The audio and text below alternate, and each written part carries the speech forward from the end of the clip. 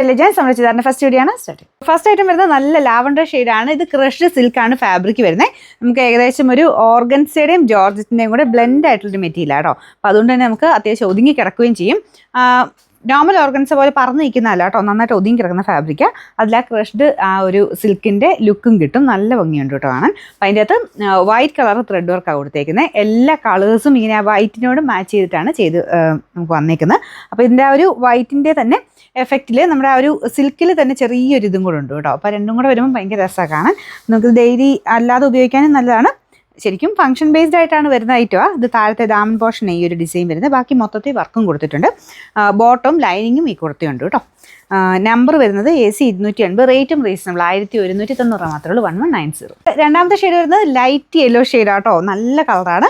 ഇതിലും സെയിം തന്നെ ആ വൈറ്റ് കളർ ത്രെഡ് വർക്ക് മൊത്തത്തിൽ പോയിട്ടുണ്ട്. വൈറ്റ് ത്രെഡ് വർക്ക് നമ്മുടെ സാധാരണ വരുന്നേക്കാളും കുറച്ച് ഡിഫറെൻ്റ് ആയിട്ട് നല്ല വെറൈറ്റി ആയിട്ടാണ് ചെയ്തേക്കുന്നത്. ചെറിയൊരു സീക്വൻസ് വർക്കും പോയിട്ടുണ്ട്.